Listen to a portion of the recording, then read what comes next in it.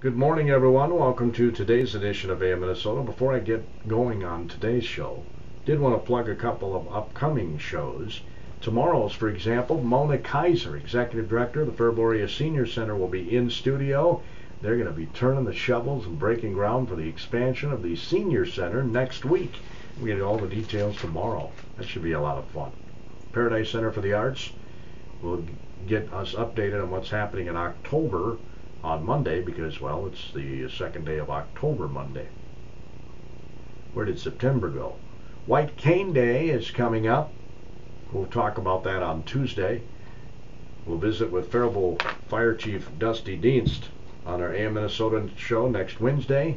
The folks from Chamber Y-Pro organization are doing a coat drive, and Becky Lippert, Amy Kramer will be in studio to talk about that next Thursday, and then the Riverbend Rambo is coming up, and Brianna Wheeler will be stopping by to visit with us about that. So Wednesday, by the way, the fire chief Dusty Dienst, will tell us all about their open house at the fire department, which is 1 week from this Saturday. It's next Saturday, October 7th. Fire Prevention Week runs the 8th through the 14th. That's when Fire Prevention Week is. So we're looking forward to that. Without further ado, we're going to get to know our guest in studio here, Denise Haalund. Hi, Denise. Hi, Gordy. We go back a ways, don't we? Yes, we do. We've done some things called with plays and hair, and so good things that way. Yeah, well, I don't have much of that ladder thing anymore. Oh, well, that's okay. But we still have other things we can. But you just came armed with a new product, you said. Yeah, we'll see if that can. Guarantee that it would put hair on my we've head. seen some results when we've seen on Facebook with some hair growing. So we'll have to see, keep a watch on it and keep seeing what we can do with it. So I don't know if I'd want just a little hair. Oh no, we want a lot of hair. I mean, if they're going to give me hair, you know, like Father in Valencia, he's got my hairdo. Yes, he does. Yeah. We like his hairdo. That's good. And I bet, do you like your hairdo? I mean, do you like? Of course I do. Yes, I do. You don't have any bad hair days, right? No. Always good hair days. Yes, no bad hair days for you. No. And, you know, you just jump in the shower. You don't even have to buy shampoo, right? Nope. I just use soap and water. Like Yes, that's true. Yeah. So it saves me money not having hair. Right. I don't even own a comb anymore. Oh, I suppose not. You just run your hand right over it. I don't even, you know, just stays the way it is. Sure. No worries when you wake up in the morning. Absolutely, yeah. Anyway, Father Victor Valencia joins us too from the Church of St. Patrick, Shieldsville. And Denise, are you like the chair of the committee for this? Yep, my husband and I are the chair people for the festival, and then Tim Madigan also co-chairs with us. Tim Madigan, former city administrator. Yeah, so they are moving out towards the lake area, and so they are he is a member at our church, so yes. So they are part of our church. I just caught up with him in downtown Faribault here last week. Okay, well they've got a big move they're doing and trying to kind of see what to do with all their things after how many years of being in one home. So it does get to be a lot of time consuming moving and choosing. So yeah, probably wouldn't be a bad idea if we all did that, I guess. Yeah. It would force us to get rid of some stuff that I question sometimes, why do I hang on to this? That's right. We need to purge once in a while. Yes, absolutely. Well, sometimes we need to we just come to realize that is this a need or is this just simply a want? Right. And when we look into what is only basically what we need rather than just wants, and so we have to let go of what is just simply wants. Yeah, my dad always used to say, all you need is a roof over your head and food in your belly. That's the simplest way of all the it. other stuff is just stuff. Mm-hmm. We'll get into what's happening on Sunday. They're going to have a polka mass at 10 in the morning. I went to my first polka mass a couple of years ago. It's awesome. I just love toe-tapping music in church. I think that's what church really should be all about. And we'll talk about that when AM Minnesota continues. Harry Brown's Family Automotive in Faribault. Online at Harry Brown's GM. AM Minnesota continues. We're talking about the Church of St. Patrick, Shieldsville, and their fall festival this Sunday. They're going to have a polka mass beginning at 10 in the morning, the St. Wenceslas Polka Music Group. Is that what I read right? That is correct. And actually, they're a group of guys that had been in many bands through their younger years. They're probably more our ages here, Gordy. So they're an all-star group? Yes, they are. They are. So they've come together. There's about 5-6 guys, and they were in local bands around New Prague and Montgomery and Faribault area, and so they've come together to be the St. Wenceslas group, and they do a great job. Did I say your name right, Father? Yes, you did. Is Yes, it Valencia? Valencia, yes. Wipe the sweat from my brow. I know the good Father was on with us back in May. You were talking about an event that you were doing in June. Yes. How did that go? It went very well. There were fewer than expected that attended the event. However, so many sent in their donations after the event, and we were able to achieve almost double our goal. Well, that's cool. Yeah. So that we were hoping for 10,000, and we got it for about 17,000. Almost double your goal. Yes, yes. That's awesome. And I would guess that's going to go a pretty long ways. A long ways. And so I am so very grateful to all who have supported the cause for a medical mission to the Philippines. Thank you so much for your good hearts. And you'll be going in February. And we are going on February. I will leave on the 4th, and the medical mission will begin on the 12th to the 16th of February. There are doctors from this area going? There is one from New Prague that's going with us. I think that was after he heard it, and he volunteered. Okay. So yeah. And nurses too? There are nurses. There will be. It's a growing group, but we are trying to cut now the numbers. Yeah, you don't want to have too many because then it adds the expenses. No. Yes. Because they don't fly you down there for nothing, I don't suppose. No. It's a very long flight. It's like almost 2 hours, 2 days of flight to the Philippines, and then 2 days coming back. So, and it will cost about between 700 to 1,700, the cost of the airfare. Well, it is on my bucket list. I'd like to see as Hope much one of the, day you can join us. much of the world as I Yes, possibly can yes. before the good Lord Yes. calls me home. Polka Mass again is at 10 in the morning. We talked about that. You have parking shuttles. Yes, we do, for anybody who has a little trouble walking and all. And if you have to park out farther, there's a golf cart or two that will be there to help you get up to the building a lot easier. So They have church festivals in the Philippines. They do, but they celebrate their festivals on the feast of their patron saint, and it's a week-long Really? festivity. Yes. Yes. Nobody works for that whole week. They just party all the time. It's the whole town. It's practically the whole town that's involved. Even the city government is involved. Wow. How Well, does that sound? Do the they? country is like 85% Catholic, so. Right. And boy, would that ever be something to have that many days of fun and festivities then. Whoa. Yes. Do they ever go to sleep? I think so, they do. Not on the last day, though. That sounds like fun. So, you can be honest with me. What did you think about the first fall festival you ever attended at St. Patrick? It was very beautiful. What really is most significant to me is on the day that they come to prepare, and you can see a lot of the members of the parish that come together, and it looks like they're just enjoying working together. And that's why I feel that parish festivals are not just about the fun of activities and fundraising, but most especially it is a celebration of the community being together. It is a celebration of the gift of community and the gift of faith that they share together. And that is why it is very significant that every festival begins with a gathering at the Eucharistic table to give thanks and to celebrate their identity. And they volunteer a lot, almost over 100 of our parish members come and volunteer and do some kind of work. And to me, that is really a sign of them feeling belonging to and working and enjoying the work affirms and strengthens that belongingness and identity of who they are and what they're journeying about. Polka Mass. What do you think of Polka Masses? The Polka Mass is a very joyful the music just adds more liveliness to the liturgy, and not only that, the liturgy becomes ours because of the kind of music that is so relevant and so part of the history of the people who celebrates. it's their music and it's their liturgy. So it brings them all together.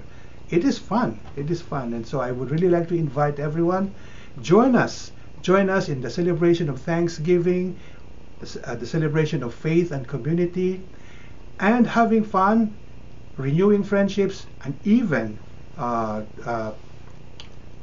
establishing new ones as you move around and socialize and have fun. Yeah, like I said on a post promoting today's show, church and fun should go together. They should. You know, it shouldn't be dredging yourself out of bed to go to church on Sunday, right? You should look forward to it. That's right. It's because every Mass is supposed to be a joyful celebration of our thanksgiving to God. Yeah, I'm a Lutheran, and so quite often, I confess here, quite often, when we're sitting there and singing some of these slow songs, think, you know, we need to tap our toes a little bit here in church. We have a new choir director at our church. She's a young mother, in fact, just had a baby in July, and she's giving us a lot more youthful kind of going at music, much more fun and having a good time with it. And no, I'm not saying a slow song once in a while isn't good, but changes up a little bit, you know, it's okay. Works out very nicely, and I think we've had good rapport with her, and people have liked it. But I do think, you know, it should be about praise and worship. Yes, that's right. You're right. Yes. Praise and worship. Tap the toes. And that's right. Have a good time. That's so right. on the grounds, tons of stuff going on, Denise, from 10 until 3. My word, you've got a sanctioned kids pedal tractor pull. Yes. Years ago we had one of those, or had those through the years. My sister Luann used to have it, and the people who bought the business from her after she passed away are back doing it for us. And so we know the kids have a good time with that, even if they just get a can of pop. But if they are like the top 3 winners, they get a trophy. So they have some bragging rights that way. So, and then we have bingo. We have silent auction. We have all sorts of items at the country store for buying, and it's baked goods or vegetables and stuff from the garden, canning, and even some craft type of things as well. And so we've got a meat raffle. We have 4 Vikings tickets for November 19th as the date of the game. So we have someone who donated those, and so there will be a raffle with that as well. You know who the opponent is? He told me to, and I cannot remember. I have a Vikings schedule in front of me. Oh, I'm sorry. I should have wrote that down. That's okay. Are you a football fan, Father? Not much, but I do enjoy watching it. Once in a while. Once in a while. Yeah, we try. We'll see if those Vikings are those winning people here. So their new stadium maybe has made a difference, right? Yeah, well, I don't know if it has or not. So you have a pork dinner with all the trimmings. Yeah, so we have sauerkraut, au gratin potatoes. We do make the beans right there because we have this famous, well-known bean recipe. So, so we have the gals and guys working on that this weekend. Brown sugar in with molasses and everything. And then we have some really wonderful baked bars and stuff that will be on the table and for people to have. We also have takeout meals available if you can't stay with us, that you can come through, buy the meal ticket, and kind of make your way through. Because I think if it's a nice weekend, the farmers are going to try and be outside. For sure. How much and is in the those meal fields? ticket? A meal is $12. We have a kids portion as well, or a hot dog meal for $5. And so yeah, that's the part we know, that food brings us to the table of the Lord, but also brings us to the table of our festival too. Correct. Now, in addition to which I love, au gratin potatoes, by the way. Did you say the veggie?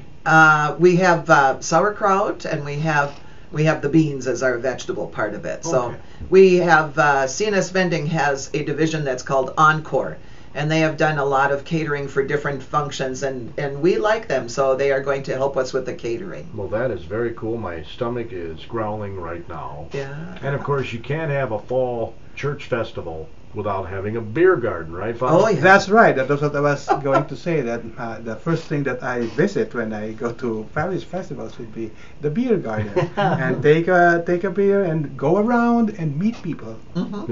People tend to be friendly when they've had a few beers. Oh, yes. We used to have one of the parishioners go around and pour us each workers a glass of beer. And so, it's fun, like we say, as well as the work that goes into it. But we enjoy ourselves as well as we do our, kind of little part to help the festival become a good success. So you mentioned the Viking tickets. Are those on the silent auction? No, they are where we'll have someone going around with them. We have, they're $10 a chance for the 4 tickets, and we're going to sell up to 50 chances.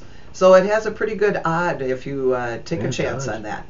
Absolutely. Yeah. And $10 for 4 tickets, the Viking game? Yeah. Oh, yes. As one of the guys said, gee, $250 a person? Boy, where would you ever find a Vikings ticket for that price? So I said that was a wonderful donation that this couple gave. That is outstanding. They might get an extra nice place in heaven. Just kidding. Just kidding. But then the meat raffles, too, are really excellent as well. So we have different, around town, a few different donators. And those are very popular. They are. So amazing. Last year we had like about 20 of them. We're trying to see about if maybe we could, have it down to more like 10 or 15. But people go for it. They do like to have maybe a meat package to go home with. Yeah, they are really popular up in northern Minnesota, I know. Oh, I'm sure.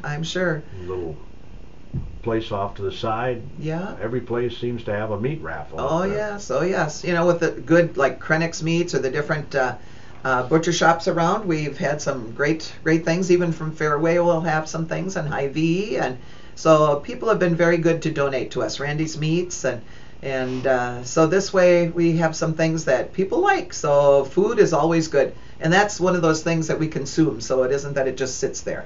So food is always kind of in our view always, isn't it? And we enjoy it. Website, by the way, if you need more information on this, is www.sp, as in pork, spshieldsville.org.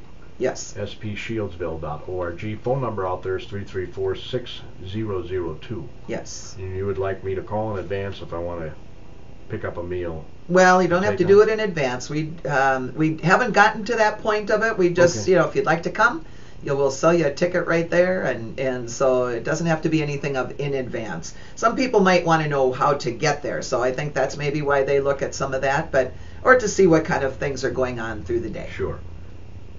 You want me to give the phone number or not? Sure. 334-6002. Okay. That's right. Any question, just call out there. We have some great people in the office. I think most of our listeners have probably driven through Shieldsville on their way to somewhere. Yeah. That's the road or a path that used to be from New Ulm, where the Fort Ripley was, to Fort Snelling. So Dodd Road has definitely been in the history books when it comes to some of those early years of the state of Minnesota. Yeah, and the address, if you want to put it in your GPS, is 7525, right? Right. 7525 Dodd Road, Faribault. Yes. I mean, it's in Shieldsville, but it's rural Faribault. Yep. So there's something, Father, that I love about a country church. Mm-hmm. And I know this is in Shieldsville, but I consider it a country church. Oh, it definitely is. Yes. Yeah. The town never got to be very large, but General Shields is who had platted it out, and but yeah, we have a close-knit area there, small. Now, there's something about a rural church that A rural church, it's fewer, but it's more intimate. It's family, and so the celebration and the prayer is even more personal. When you you come closer together, especially that you are families and you know each other and you pray together. So it's true what Father Peyton said, the family that prays together stays together. Yeah, that's true too. Mm-hmm. So that's what this community is about. We have always said to ourselves that we are a family of faithful believers. And that is what we are celebrating on Sunday. And I would like to invite everyone to join us in our celebration of faith and our celebration of community during our parish festival. Mm-hmm. You have a Mass on Saturday too? There is a Mass on Saturday at 5 o'clock. Most of the volunteers come and celebrate the Eucharist on Saturday, since they will be very busy on Sunday morning. Right. Yes. Yes. And did you say there's 100 volunteers involved in this? Father was saying that, but yeah, when you look at the list of the people who sign up, we try and have a list out there for a few months beforehand so that they can see what they'd like to do. So we've been pretty lucky with people who will be volunteering and helping with everything. I think the most sought after job is in the beer garden, but anyhow, so can't imagine why. But kind of back to our Mass as well, Father has asked or had the insight that when it's the time of the intercessions that we'll have a farm family come up, with some of our thankfulness of our harvest, and grandparents come up with thankfulness of family. The youth will be coming up, some of those that are being confirmed and in classes with that. So it's the intercessions will be including family and including people that we our everyday lives kind of deal with. So I thought that was very neat when I saw that come through, and we're working on that and making sure that we have people helping with those first responders even, and that way of our everyday life that we're praying for these people in our lives. Were you married in this church? I was not. I was married at St. Wenceslas, though. I grew up in a St. Patrick, and then we changed to St. Wenceslas in New Prague, and now I'm back to another St. Patrick. So we've been there since we've been married, because I had a sister who lived out at Shieldsville, and my husband was Lutheran and came into the Catholic Church when we got married, and we liked the little country feel. So we drove always from Faribault out to Shieldsville, and people look at us like, yeah, they do. It's where you feel at home at really. So a lot of people make that trek. Yes.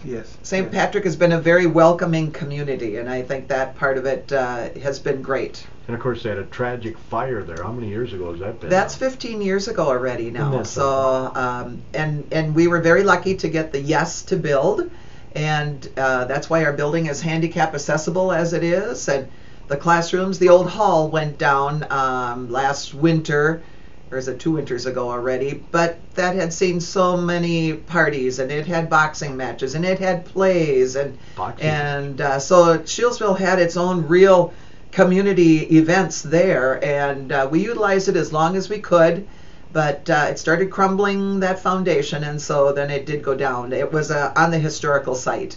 So amazing how the people of the country, out in the country there, had their functions as well, and kept going with everything to keep a little community going. So.